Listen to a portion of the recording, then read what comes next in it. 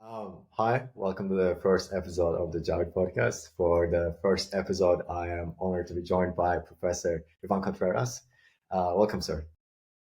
Thank you, Javid. Thank you so much. I'm very excited to have this conversation with you. Thank you so much I'm, for having me. And I'm, yeah, yeah, same. I'm very excited. I'm a bit nervous too, obviously. First, I want to apologize to the audience and also to you. As I said, I had a dental procedure done yesterday, so if I sound a bit low energy, that's the reason. And anyway, Professor Contreras is a professor of mathematics at Amherst College. I've personally never taken a math class with him because I'm not a math major, but I did take a class with him. And also, I had the privilege of engaging in occasional conversations with him. I remember one, I don't know if you remember, but one time I was passing through Science Center and this occasional kind of catching up turned into conversation about what gravitation is and why two things mass attract each other. And to be honest, I don't quite remember the details of the conversation, but remembering that conversation made me yeah. realize that how much I would like to have you, uh, on the first episode of the show.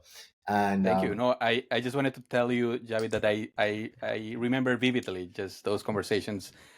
Sometimes these casual conversations are the highlight of my day, because when you teach and you do research, well, you know what you're doing, but then sometimes you have these unexpected moments in which you just have a casual conversation with someone. yeah, And I yeah, totally remember talking to you about black holes and yeah, yeah, space time and yeah, these yeah, wonderful questions that make you think, and you just don't take things for granted. You start reflecting. It's not just about formulas or about yeah, yeah. what you're teaching. Is more about like these deeper questions. So yeah. Exactly. And I guess the reason I want to start this podcast is a bit selfish. Uh, Obviously, initially because I do like learning about stuff, and about many different things, not one particular thing, about many different things. And I feel like this is a great way of Mhm. learning it by talking to the experts in the Yeah. field. And Mhm. another thing is I'm also I would like to share this experience with people who are interested. And if anybody Mhm. watches this and appreciates it and finds it interesting, then I'll be happy as well. I guess Sure. without further ado, I've talked enough too, so I want to give you a chance to kind of introduce yourself, Professor, and also kind of give us a kind of brief. I mean, take your time. You give us professional and academic background, how Mhm. you started, why did you start, where did you do your Sure. PhD, etc.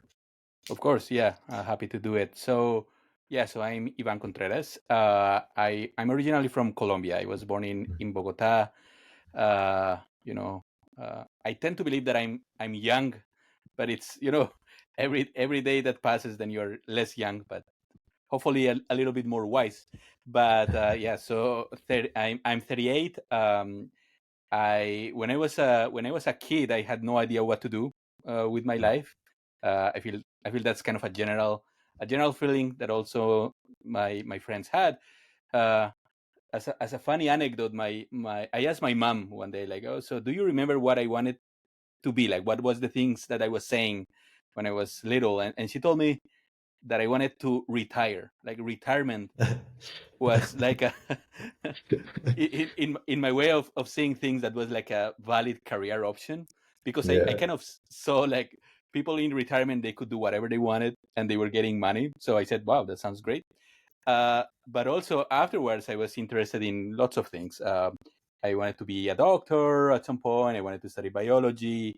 Um, Actually, was I was raised in a Catholic family, and at some point, actually, priesthood was something that I Oh consider wow. Hmm. for a couple of years. But then those things change a lot, and then after high school, I went to the army for 1 year in Colombia, and then that actually helped me that year to think, to reflect. And I think what you mentioned, Javid, at the beginning, um, uh, having the opportunity to learn new things is quite Hmm. important, and to reflect Hmm.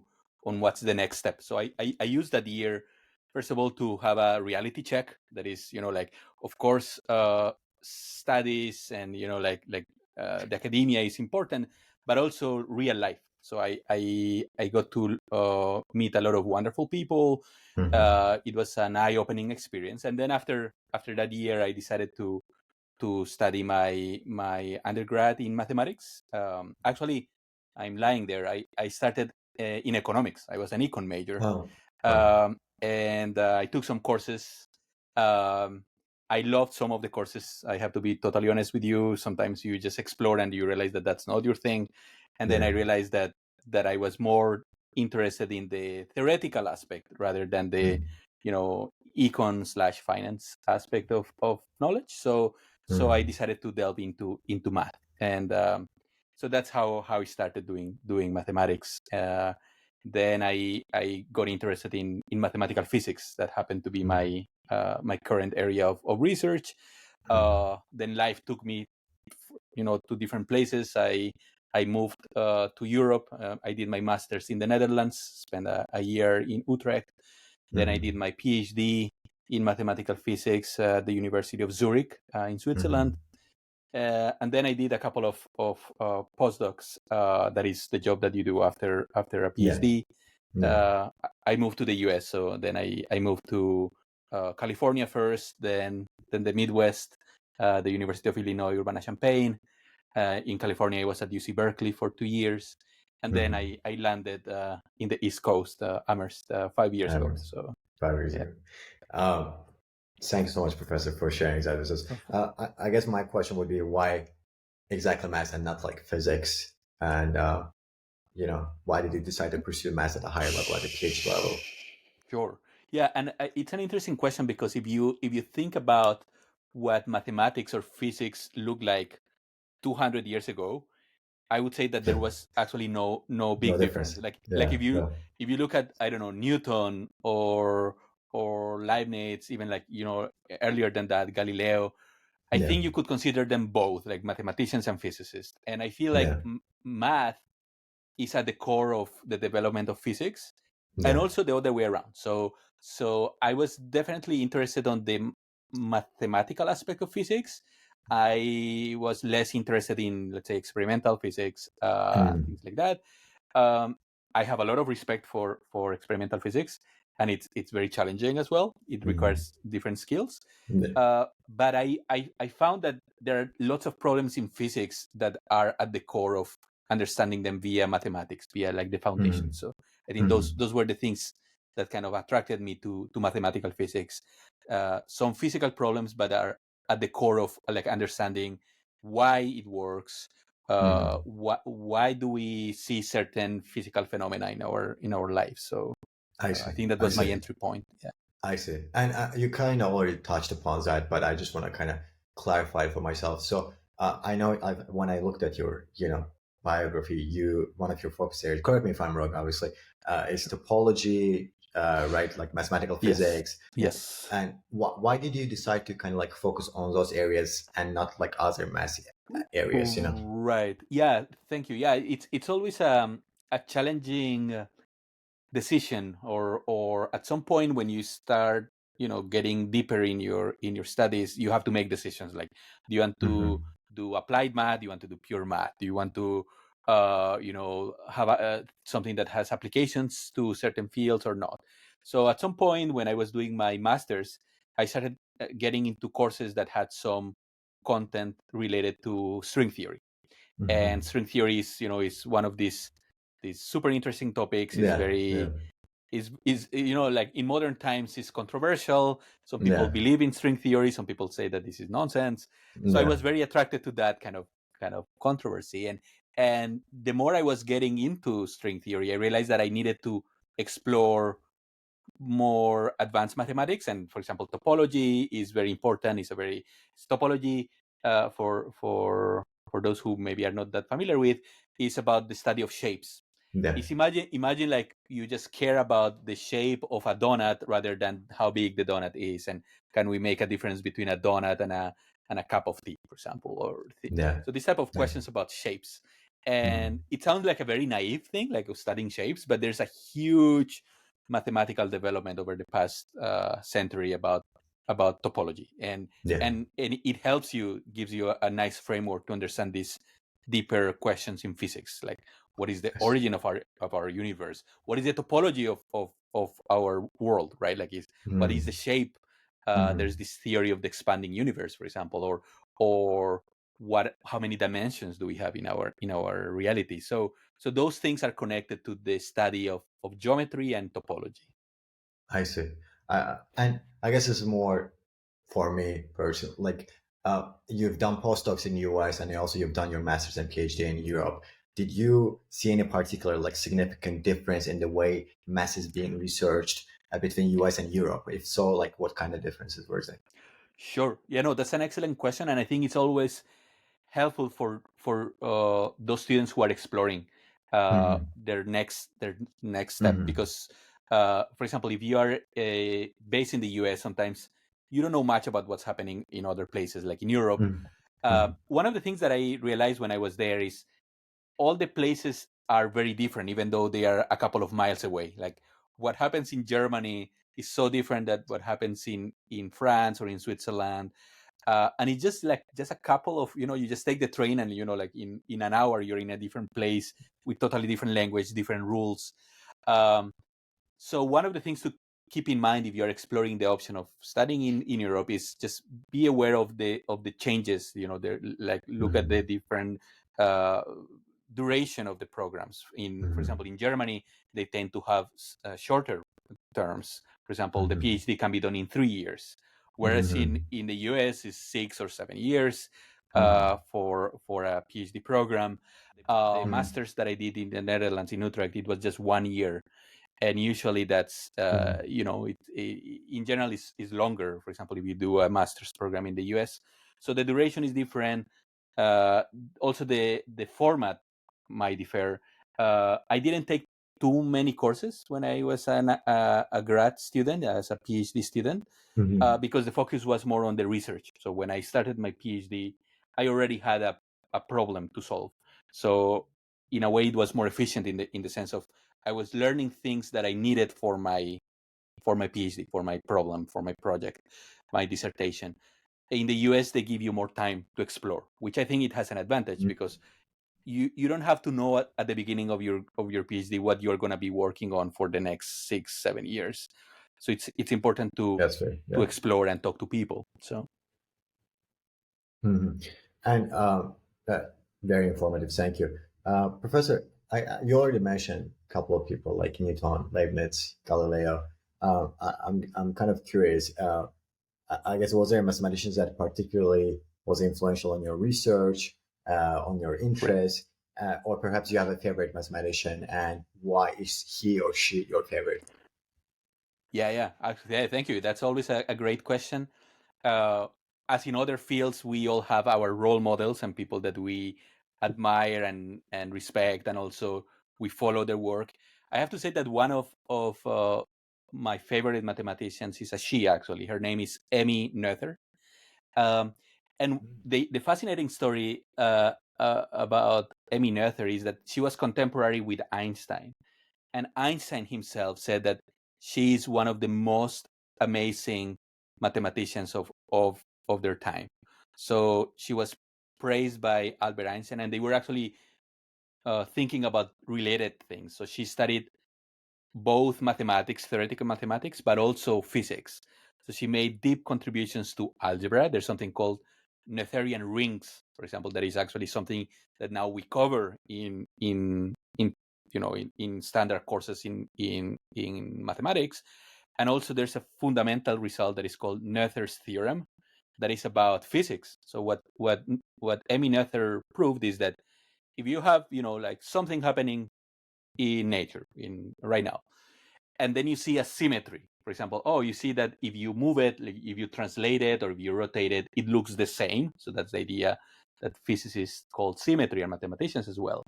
What she said is Mhm. that for every symmetry that you have, you also have a conserved quantity, that there's something that is conserved.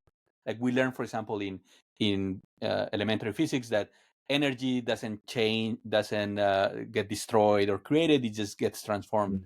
So in a way, Emmy Noether had this generalization of that thought, and that what she proved mathematically using equations and ideas from calculus and analysis is that if you give me a symmetry, there's a correspondence with conserved quantities, and the other way around. And that was really something that changed the way that we understand modern physics, because that means that if you want to study a physical problem, like I don't know, imagine a pendulum or an apple falling or planetary motion, you could start looking for either symmetries, like things that geometric or physical symmetries. You move Mm, the mm, system and doesn't change, or mm, you look for conserved quantities, like you're looking for, mm. am I conserving the momentum, or am I conserving the energy, or what quantity you are conserving? And that was mind blowing.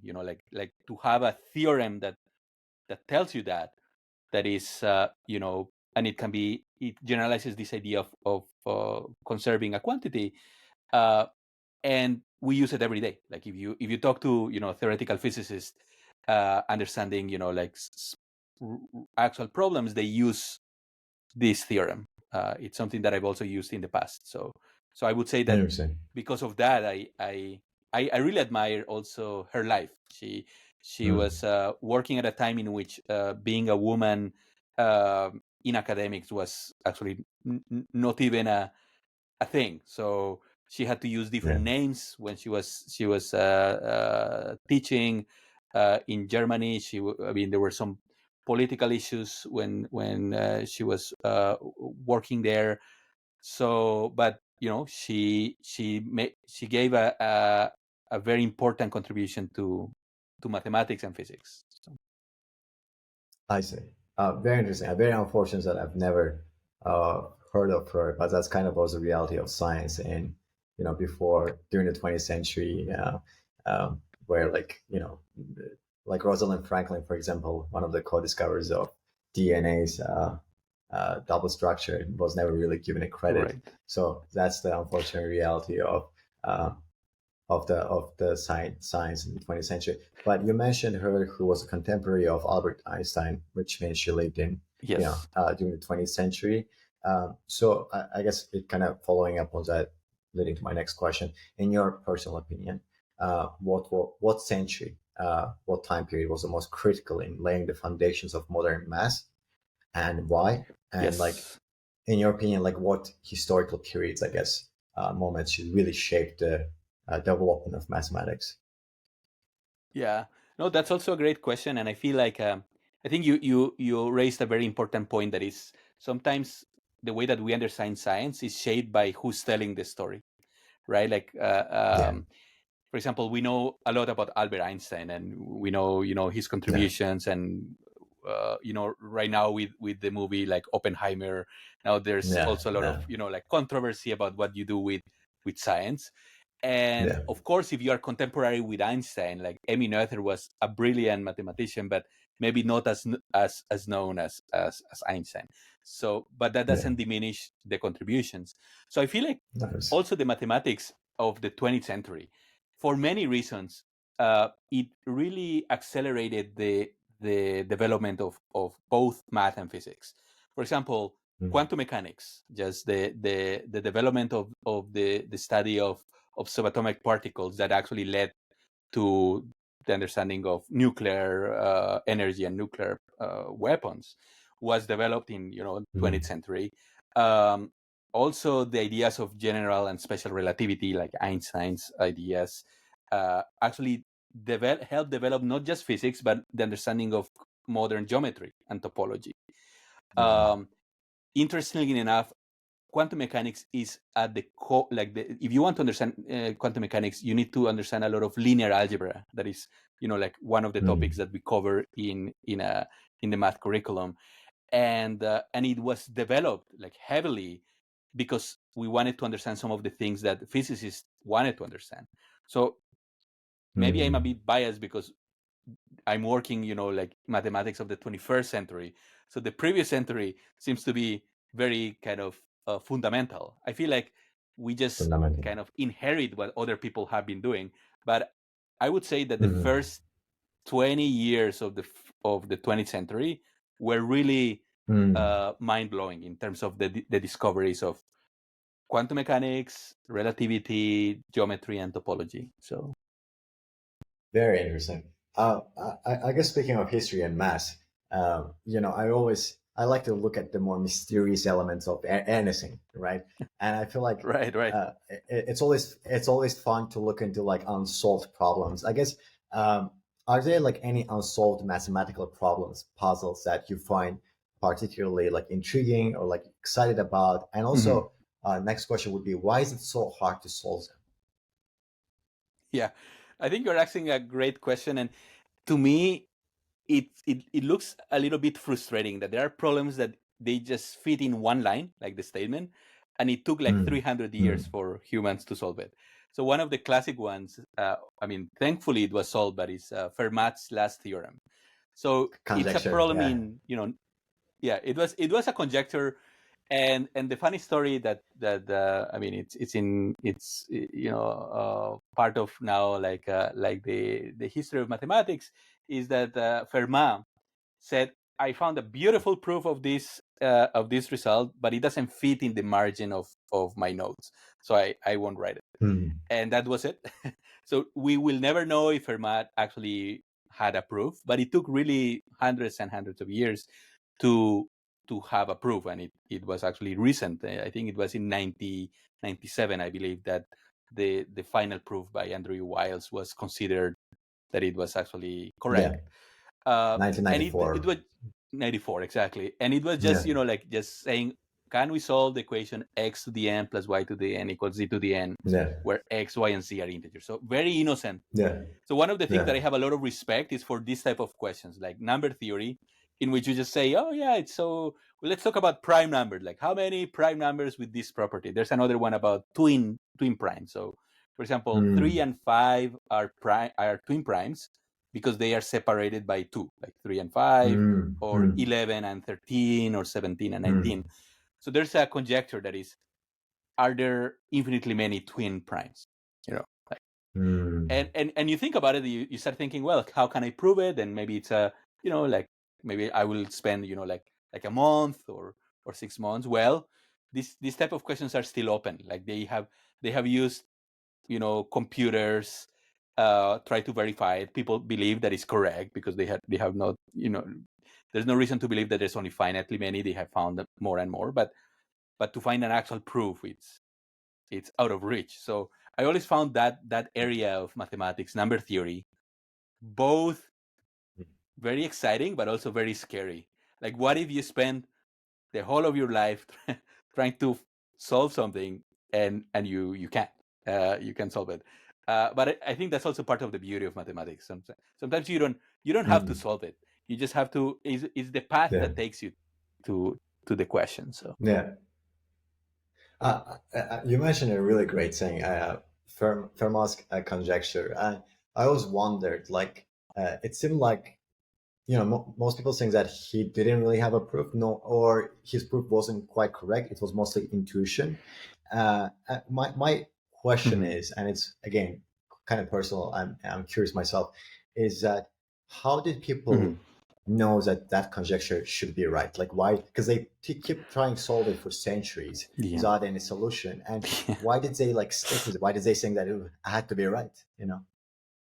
Yeah, no. I think you're asking a great question, because it's sometimes in mathematics, and it has happened in the past. Sometimes there's some statement like Fermat's now theorem, but it was a conjecture for a while, and people Hmm. claim that they had proofs. And there, if you look around, Hmm. and there's something called the archive. If you look at the archive, there are so many proofs of people who claim that they solve an open conjecture, and it's so subtle. Yeah. Like you read it, and maybe you are an expert in the field, and you think they solved it, but then after a while someone Hmm. points out like a very subtle technical issue with the proof, and then everything kind Yeah. of collapses, Yeah. which is, it Collapse. makes Yeah. it also very, there's a little bit of drama there, because it's you could work on, Hmm. and actually it happened coincidentally with Fermat's theorem.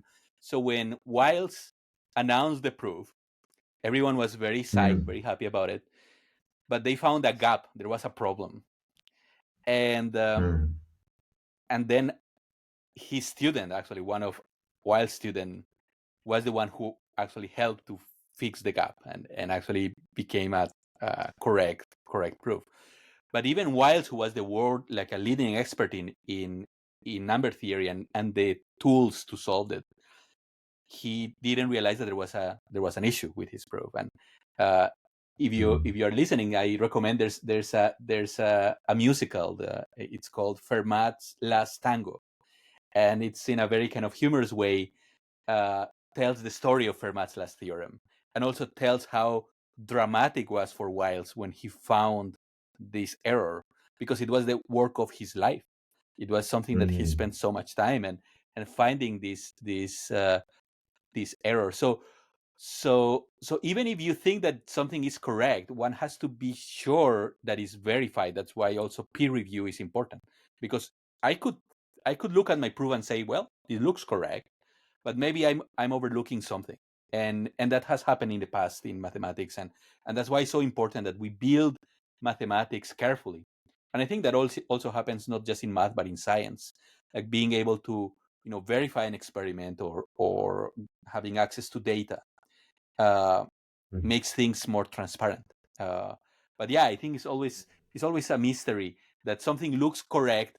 You verified with the computer a million cases, but it's not enough.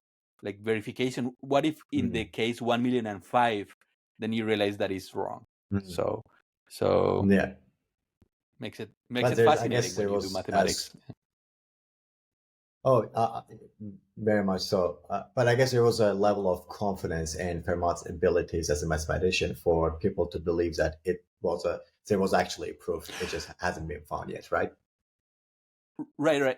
Yeah, true. And the thing is that people believe that there was no proof. Like he didn't actually write it, so it was just like saying that it Yeah. doesn't fit in the margin. Uh, but there was not enough mathematics developed and the language at the time that we could believe that he had a proof. Like we will never know, Mm. but it could be that Mm. that it was just maybe some attempts and something that he verified. Like. With a couple of cases, and then he said, "Okay, I this see. this I sounds see. legit." Yeah, Very nice.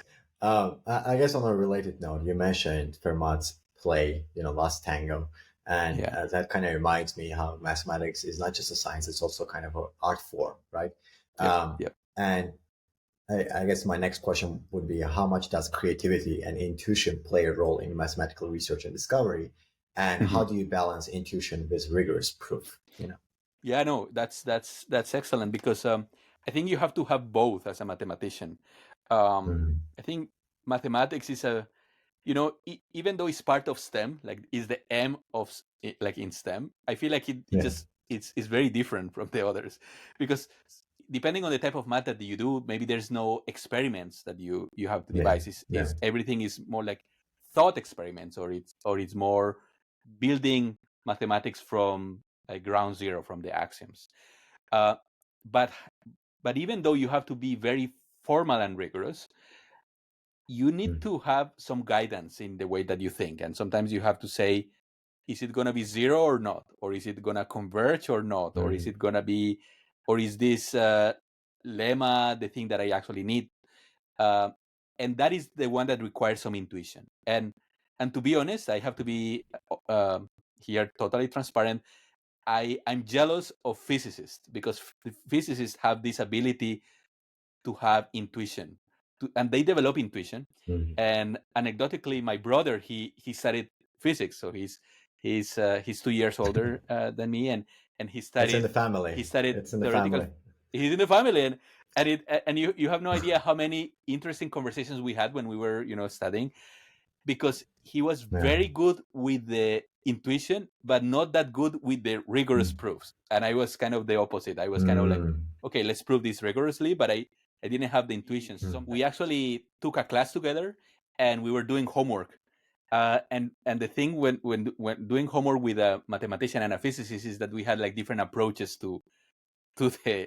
to the problems. And he Yeah. was more like in the intuition side, like he was saying, oh yeah, this works. You just do this and that, and it has to be zero. And from Mm. my side, I was saying, but how do you know? Like we have to verify that. Like Mm. we have to write a proof. Mm. So it was a very Mm. nice exchange.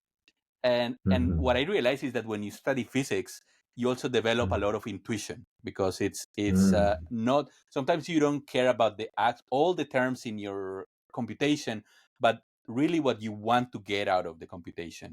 and that kind of relates to your point, like having intuition and creativity is fundamental. But I feel also doing mathematical physics, that is kind of in the middle, it's also really important to have rigorous treatment of the arguments. I see. Sometimes it's hard, right? Like when you write a paper, Mm-hmm. how rigorous do you want it to be? But if you want it super rigorous, then it would be a 200-page long paper. Or do you want Mm-hmm. something more intuitive that is more accessible, but you want to make sure that the results are correct? So there's always these dilemmas. It's really interesting, but I think we need both in math and I guess Yeah. in science as well. So To be a good mathematician. And I guess building up on that, uh, I always wonder, and it's also a philosophical debate. I don't think it has been settled yet. But in your opinion, and considering all the things you've said, do you think math is invented, or do you think math is discovered? Right? Because yeah, obviously there's yeah, things that you can see in nature, certain ratios and stuff. But at the same time, yeah. mathematicians come up with formulas to explain stuff too. For like So what do you think, in your opinion? Yeah, thank you. I think you're bringing the debate a little bit up, because this is kind of like the like what was first, the egg or the chicken It's a type of things chicken. that Yeah. we yes. So we all have in mathematics, we discuss this question a lot. Is and depends on who you ask. Like my opinion there is that mathematics is also a language, and Mm-hmm. because it's a language, it develops over time. Like for Mm-hmm. example, English or French or German, I don't think you can say that was something that it existed already. It it maybe started with something that looked like German, but then it developed over time. So I think Yeah. mathematics, if we believe that mathematics is a language, I would say that is something that transforms. So it's something that is developed. That means that you actually create mathematics, because it's like creating, new words, new ideas. However, then there's the natural question, like how about integers, like the natural numbers? Like, are we just Yeah. making this up, or is like, and there's this kind of Yeah. fun. Yeah. Someone said, like, so God created the natural numbers and the rest is just humans. Like humans Oh. created everything else, but like just 1, 2, 3, 4. That's kind of like God given. I don't know. Yeah. I feel like there's something, and I think someone asked the following question, that is, if we end up meeting with aliens, right? Like, and that's Mm. also quite Mm. debatable, if we believe in extraterrestrial life, what type of mathematics would they know? Like, would they understand our math? Like, is it like one plus Mm. one equals two, or like Fermat's last theorem? Are these things that have Mm. universal validity also for, like Mm. other, like imagine like alien form, intelligent life? Yeah. Is this going to be a different mathematics? We don't know. And that really opens Mm. some interesting questions about what really is mathematics, like the idea of axioms. Like, Mm. there's a lot of, even though mathematics seems to be an exact science, there's a lot of Mm. believing. You believe in certain axioms. You believe that if you have Yeah. 2 points, you Assumptions. can draw a line between those. Yeah. So. Mm. Uh, and I guess just to clarify for myself, things like gravitation is universal, right? It's same as on Earth and in different parts of the galaxy and etc. Right? That's how we treat Mhm. um, the I guess universe, how we study universe. So you are saying that even though gravitation exists and it's in the universe, the way they, like, let's say there's alien race that found out about gravity, they might approach that mass differently. Is that what you're trying to say, or the mass would be Yeah, the yeah. same? So that's a good. That's a. So what we have, I think, whenever we approach a problem, for example, you bring gravity, and that's a very very good example. Then we have to think of a model. So I think physicists and mathematicians use the term model. So we are modeling gravity. And before Einstein, we had a very simple-ish model. Javid, can you hear me? I think you froze. Yeah, So it always cuts out in the most interesting parts.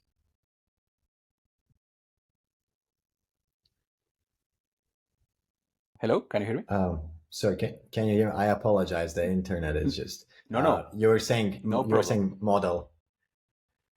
Yes. Okay. So You were that's it. saying model. So I was Yeah. just I was talking about models, and what I was just saying is that we model certain physical phenomena, gravity, and it's very interesting how gravity has been how the notion of gravity has changed over time. So before, gravity was modeled very in very simple terms, like it's when you throw an apple or a rock, it's a combination of straight lines and circles, straight lines and circles. So that was kind of a very simplistic model, but surprisingly, it lasted, Hmm. hundreds of years. So that's from like the Greeks, and then we had Newtonian mechanics, and then we had a better understanding of gravity, but it was not enough. And Hmm. then we had Einstein's, relativity theory. Hmm. But the question is Hmm. that it? Like, what if there's another theory that is Hmm. it includes the previous theories and it actually explains better the universe? So that's why the universality of gravity, for example, it makes sense within the understanding of a model. Like if you believe in general relativity, then you're right. Like gravity here is the same thing as gravity in Alpha Centauri, and there are some laws of physics that will control what happens there and here. Uh, but what if there is some, alien life form that has a better understanding of, string theory, or they know that we have more than 10 dimensions in our universe? What if they actually handled, like time travel or whatever? So that's why like universality is a little bit too much to ask for math or physics, because Hmm. maybe we don't have enough information. Maybe what we have is a Hmm. model that helps us understanding our reality, but we might not know all the variables. So Hmm. And correct me if I'm wrong. String theory is the one that's trying to combine all the it tries to combine all the existent kind of like gravity and etc. into one kind of cohesive. yes, theory. Yes, that's right. So I Yeah. think it's actually it receives a term in modern science. It's called unifying theories. That is, Unifying. you study, for example, the movement of a pendulum. You study the black holes. You study quantum mechanics, like subatomic particles. And in principle, you can study them separately. But what if you want to understand them in one single equation? That is, of course, very ambitious, and I think it's also very human. Like humans, sometimes we act a little bit pedantic. Like we want to understand absolutely everything, right? And we want it to fit in a piece of paper. We say like we understand everything. So I think as one of those attempts, then we have these unifying theories, and one of them is what is called M theory, or it has changed the name, but it's within the realm of string theory, which allegedly, there's no experimental evidence, it might help to understand all the different scales and all the different types of physics that we have, starting from uh, just the usual classical Newtonian mechanics, and also, as you mentioned, gravity, but also quantum mechanics. But yeah, it's also controversial because It's good. uh, Yeah. Hasn't yeah, been, we experimentally hard to prove. it is hard, and I think that's what happens with models, right? Like if you devise an experiment or you devise a theory, you want the theory to be verified. But if you cannot, Mm. even though it's Yeah. beautiful, like string Yeah. theory looks amazing, and Yeah. part of my research, for example, is connected to string theory, but I'm not particularly interested in verifying those things experimentally, so I'm fine. Yeah. Yeah. but some people are like already like thinking like, okay, why are we doing this if we cannot verify it? So Exactly. I get it. And I guess my next question would be: you called string theory kind of beautiful, right? And you said math is a language that's transformed throughout centuries. In your opinion, personally, for you, what mathematical, I guess, formula or theorem is beautiful? Like the ones that mhm. you've encountered, and you're like, which one is beautiful, and why do you consider it so captivating and beautiful? Because Right, mathematics, right. the way I already mentioned, is kind of art, and I'm wondering if there's a formula or a theorem that you find just extremely beautiful. Sure, sure, sure. So there are a couple of things that I've used in my particular research that I just look at them and I just stare them and I just say, this is just such a beautiful result.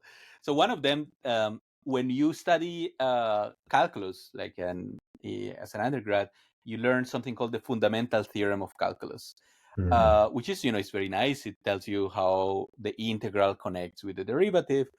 But then you progress learning calculus, and then you learn another theorem that is called Green's theorem. That is something about computing integrals, but now you don't use like the straight line, like the real line, but then you're allowed to integrate over curved lines. And then you keep Mm-hmm. going, and then there's something called divergence theorem, and that is also a way to phrase how to compute integrals using other notions in calculus. But then after that, then you learn a theorem that is just one line that is called the generalized Stokes theorem. So I won't be able to actually, tell you exactly how it looks like, Yeah. but it looks like an integral over something equals the integral over something. So it uses the language of differential forms. But the mind-blowing thing is that as a result of this theorem, all the other theorems follow immediately, like the fundamental theorem of calculus, Green's theorem, Stokes' theorem, the divergence theorem, are just easy verifications of that theorem, and that theorem is just one line. So that's one of the things that I find particularly elegant. Like when you come up with a theorem that generalizes everything else, and it fits in Everything else. just one line. Yeah, so One it's line. it is very very elegant. I would say like. There's a lot of elegance in things that are very concrete and very concise. So Mm-hmm. that's one of the things that I find beautiful in mathematics. When the power of one single equation. I see. I see.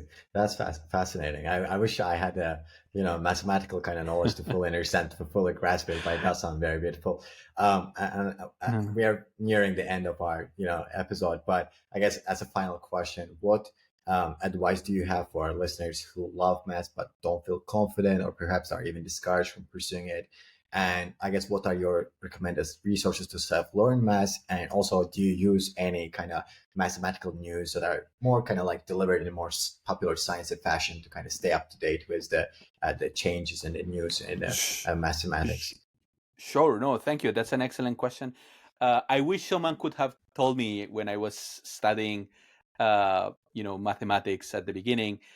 First of all, how rich and diverse is mathematics. So, because the way that we learn math, sometimes math looks like very specific to a particular gender and a particular race. It looks very male and white from, Central Europe. And then you realize that mathematics really transcends gender, race, ethnicity, nationality. There's wonderful mathematics developed in all over the place by even like the what we discussed earlier today about Emmy Noether, the female mathematician. So I would just one of the advices is that there's a lot of mathematicians who look exactly like you, like whoever you are and whatever you're doing and whatever your interests are. So mathematics is made by humans. Is not from the textbooks from like 20th or 19th century. It's something that is changing over time, and there's a lot of tools these days. There's a lot of YouTube. There are nice YouTube channels. One of the you mentioned some kind of resources. One of the things that I like, there's a magazine called Quanta magazine that Hmm. actually they publish not just things about math or physics, but in general about new developments in science. So Yeah, I I would subscribe recommend. to that. Yeah, I think that's a good and a nice thing to do. I also I love to read Quanta, and I always check videos on YouTube. There's so many things. Even if you're learning, for example, checking the Khan Academy. Mm. When I teach math, algebra, calculus, you have no idea how many times students tell me, "Oh, I'm solving this problem. You did a good job explaining it, but I found this video on YouTube the other day, and it's fascinating."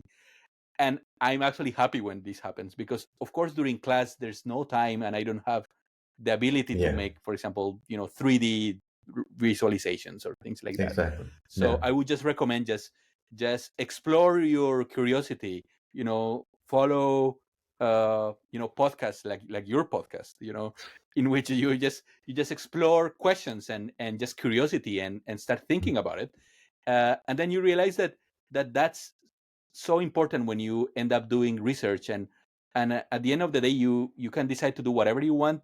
You can decide to do science, mathematics, physics, but then the curiosity is the one that continues. And I feel like, from my perspective, I consider myself still a student, curious about questions, trying to learn every day, because that's what makes my job interesting, is like the constant curiosity. Yeah. And they pay me for that. So I so I'm very very fortunate.